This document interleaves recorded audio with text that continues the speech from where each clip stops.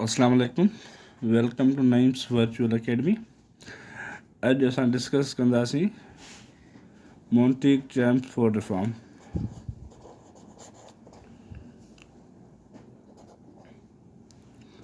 Montego Chelmsford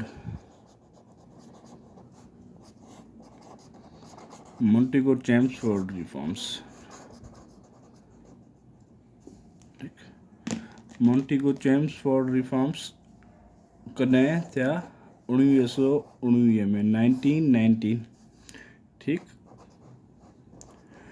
हाणे जेको 1919 साल आहे इन में 3-4 अहिड़ा इंसिडेंट्स थिया जेके इम्पोर्टेंट इंसिडेंट हुया.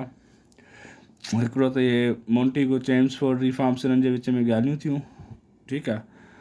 ॿियो थियो तव्हांजी खिलाफ़त मूवमेंट जेका थी उहा बि तव्हांजी 1919 में थी. ठीकु. खिलाफ़त मूवमेंट खां पोइ तव्हांजो हिकिड़ो इंसिडेंट थियो हुयो जलियांवाला बाग इंसिडेंट, या जंहिंखे चवंदा आहिनि जलियांवाला बाग मसाकर. ठीकु आहे. उहो बि 1919 में थियो. ॿियो हिकिड़ो एक्ट ॾिनो ब्रिटिशर्स, रोवालेट एक्ट, उहो बि तव्हांजो 1919 में थियो. ठीकु. असां जेको आहे सो अॼु पढ़ूं था 1919 में मोंटेगो चैम्प्सफोर्ड रिफॉर्म. ऐं जलियांवाला बाग जे बारे में तव्हांखे जेको आहे थोरो ॾेई छॾींदुसि इंफॉर्मेशन. उन जे बारे में 2-4 जेके MCQs हुन मां हिकिड़ो बि MCQ ईंदो बसि. त जलियांवाला बाग कॾहिं थियो, उन में छा थियो, केतिरा कैजुअलिटीज़ थियूं हुयूं. ठीकु. ऐं रोवालेट एक्ट छा हो, छाजे कॾहिं ॾिनो ऐं कीअं ॾिनो. सिर्फ़ु इहो डिटेल में कोन था वञूं. तव्हां टाइम शॉर्ट हाणे थोरो हाणे सीरियस वठो, सफ़ा सीरियस, ऐं हिनखे महिनत करणी पवंदी तव्हांखे घणी. ठीकु. अॼु असां पढ़ंदासीं मोंटेगो चैम्प्सफोर्ड रिफॉर्म, या इनखे मोंटेग चवंदा आहिनि. ठीकु आहे. मोंटेगो या मोंटेग, MONTAGUE, मोंटेग चवंदो. ठीकु. हाणे इनखे तव्हां पढ़ण लाइ इनखे ॿियो मोंटेगो चैम्प्सफोर्ड रिफॉर्म खे ॿियो चइबो अथव गवर्नमेंट ऑफ इंडिया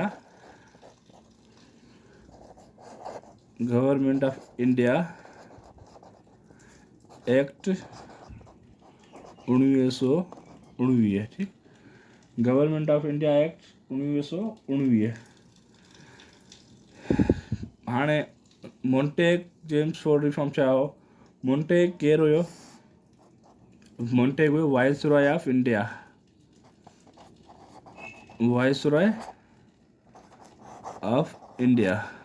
ठीकु.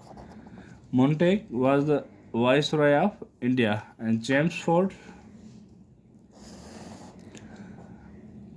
Secretary of State for India. Secretary of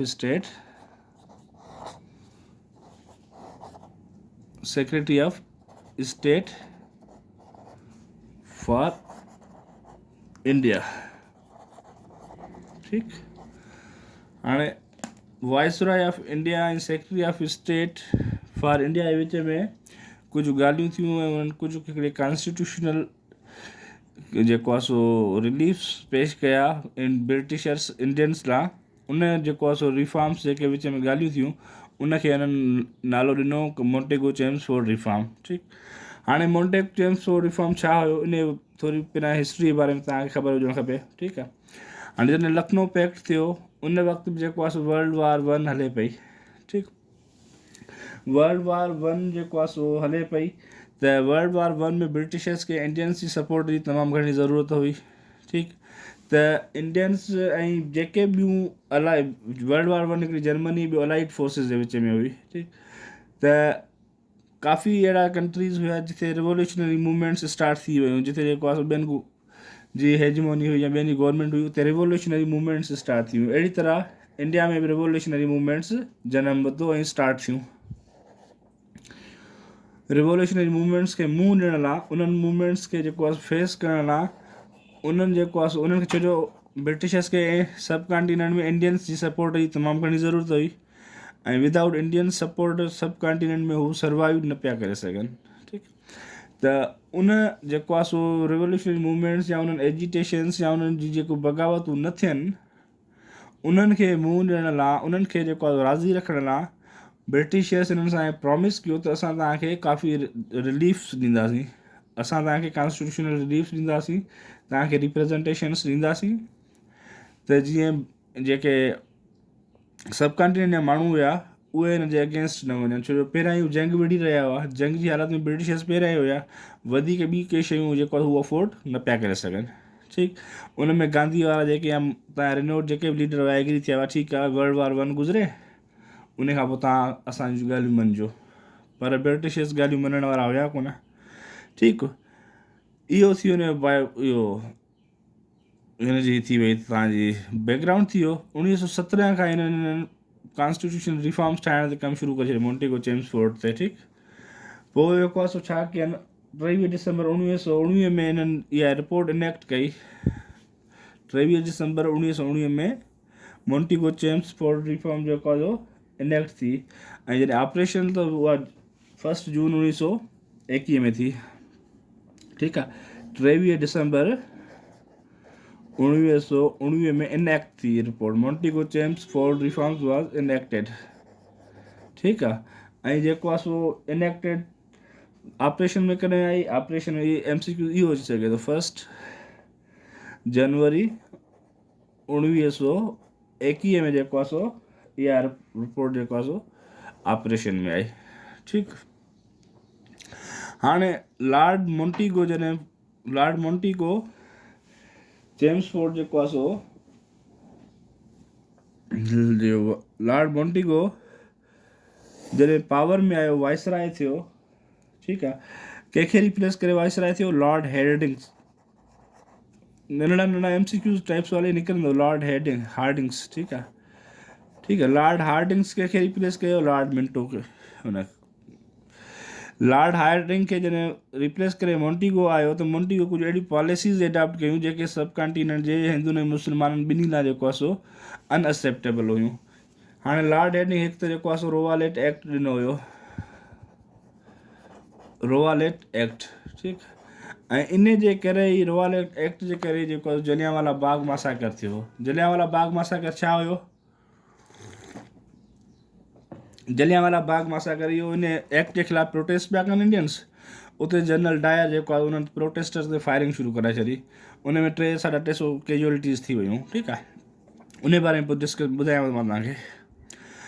हाणे पोइ मोंटेगो ऐं चेम्सफोर्ड हिकिड़ा कॉन्स्टिट्यूशनल रिलीफ्स ठाहिया, त इंडिया खे असां ई कॉन्स्टिट्यूशनल रिलीफ्स ॾियूं था। जेके कॉन्स्टिट्यूशनल रिलीफ्स हू हमेशह घुरंदा ईंदा हुआ, मुस्लमान बि घुरंदा ईंदा हुआ, हिंदू बि घुरंदा ईंदा हुआ।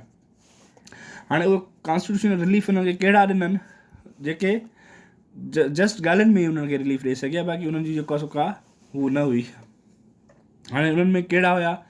नंबर 1 जेको हुयो, इनहांसमेंट फॉर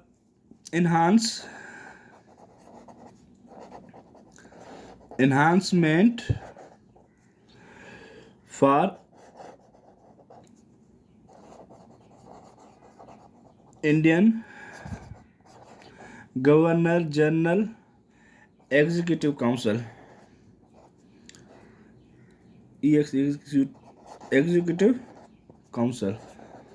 हाणे enhancement for Indians in governor general's executive councils. हाणे इन में छा कयनि त जेको आहे गवर्नर जनरल जी जेका एग्जीक्यूटिव काउंसिल हुई, उन में जेको आहे सो हिननि इंडियंस जी जेका आहे मेंबरशिप वधाई। पहिरियां जेका गवर्नर जी जेका एग्जीक्यूटिव काउंसिल हूंदी गवर्नर जनरल जी, उन में इंडियंस न हूंदा हुया, बिल्कुलु बि न हूंदा हुया। ठीकु आहे, हाणे मोंटेगो चेम्सफोर्ड रिफॉर्म्स में इंडियंस खे हू पंहिंजी तरफ़ां त जेको आहे रिलीफ ॾियण जी कोशिशि पिया कनि, पर जेको असुल में रिलीफ कोन हुयो, उनजे पंहिंजे ई फ़ाइदे जी ॻाल्हियूं हुयूं। उन में जेको पावर सॼा उन्हनि पाण वटि रखिया, सिर्फ़ु उन्हनि खे जेको आहे सो ख़ुशि कयनि मथां त जेको असां तव्हांजूं ॻाल्हियूं मञियूं, तव्हां वर्ल्ड वार में असांजो साथ ॾिनो, इन करे असां तव्हांजूं ॻाल्हियूं मञियूं, तव्हांजी डिमांड्स जेके हुयूं उन्हनि खे फुलफिल था कयूं। उन्हनि जे बिल्कुलु ब्रिटिशर्स जे मुताबिक़ त इहे ॻाल्हियूं सही हुयूं। इन में छा कयनि? Enhancement for Indians in governor general's executive councils. ठीकु, हाणे इन पंहिंजी जेका गवर्नर जनरल जी एग्जीक्यूटिव काउंसिल हुई, उन में इंडियंस जो तादादु वधाइनि, जेको पहिरियां न हुयो, शायदि हिकु हुयो, उनखे वधाए केतिरो कयनि? इनहेंसमेंट फॉर उनखे वधाए 3 इंडियंस कयनि। हाणे टे इंडियंस जेको आहे सो गवर्नर जनरल जी एग्ज़ेक्टिव काउंसिल में हूंदा। ठीकु आहे। हाणे ॿियो नंबर ते जेको असां डिस्कस कंदासीं